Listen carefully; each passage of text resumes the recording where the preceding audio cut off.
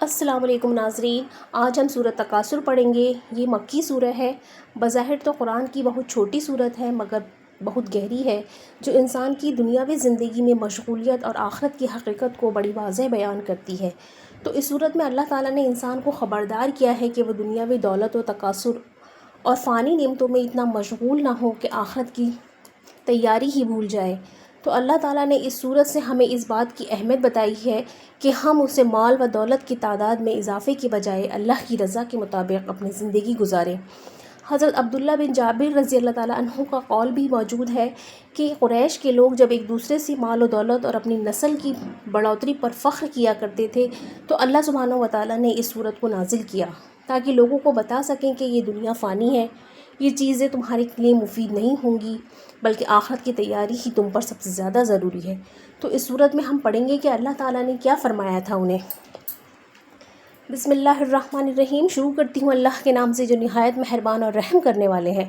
الہاکم التکاثر حتی زرتم المقابر، یہ دنیاوی ساز و سامان پر فخر کرنا جو کہ علامت ہے محبت و طلب کی، تم کو آخرت سے غافل کیے رکھتا ہے۔ یہ دنیا میں اتنے مشغول ہو گئے ہیں ہم لوگ کہ ہم اپنے آخرت کو بالکل بھول گئے ہیں، دنیا کے ساز و سامان کو اکٹھا کرنے میں لگے رہتے ہیں۔ کلا سوف تعلمون، یہاں تک کہ تم قبرستانوں میں پہنچ جاتے ہو، ہرگز نہیں، تم ثم کلا سوف تعلمون، تم کو بہت جلد قبر میں جاتے ہی معلوم ہو جائے گا۔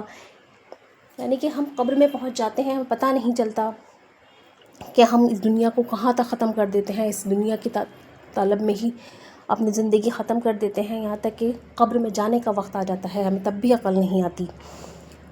قبر میں چلے جاتے ہیں، معلوم ہو جائے گا، قبر میں جاتے ہی معلوم ہو جائے گا۔ کلا سوف تعلمون علم الیقین، پھر دوبارہ تم کو متنبہ کیا جاتا ہے کہ تم کو دوبارہ بتایا جاتا ہے کہ ہرگز تمہاری یہ حالت ٹھیک نہیں، بہت جلد معلوم ہو جائے گا، ہرگز تمہاری یہ حالت ٹھیک نہیں، تمہیں بہت جلد معلوم ہو جائے گا۔ لَتَرَوُنَّ الْجَحِیمَ ثُمَّ لَتَرَوُنَّهَا عَیْنَ الْیَقِین، اور اگر تم یقینی طور پر دلائل محب الواجب الاتباع سے اس بات کو جان لیتے اللہ تعالیٰ تم لوگوں کو ضرور دوزخ کو دیکھو گے۔ پھر مکرر تاکید کے لیے کہا جاتا ہے کہ واللہ تم لوگ اس کو ایسا دیکھنا دیکھو گے جو کہ خود یقین ہے، یعنی کہ پھر جب خود دیکھ لو گے تم قبر میں جا کر کے تمہیں یقین ہو جائے گا کہ دوزخ کیا ہے اور جنت کیا ہے، تمہیں جب بھی یقین آئے گا اور تم اپنے آنکھوں سے جب اسے دیکھ لو گے۔ یومئذ عن النعیم، پھر بات سنو کہ اس روز تم سے اللہ تعالیٰ نعمتوں کے بارے میں پوچھ ہوگی، ان نعمتوں کے بارے میں جو کہ تم سے اللہ تعالیٰ نے اسلام بھی ایک نعمت کے روپ میں ہمیں عطا کیا ہے، تو ہم سے پوچھ ہوگی کہ تم نے اسلام کو کتنا جانا، کتنا سمجھا، کتنا پڑھا۔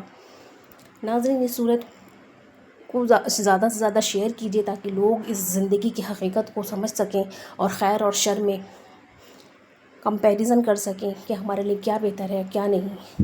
آپ اس صورت کو شیئر کیجیے، لائک کیجیے تاکہ آپ کو اور مجھے اس کا ثواب قیامت تک ملتا رہے۔ جزاک اللہ خیر۔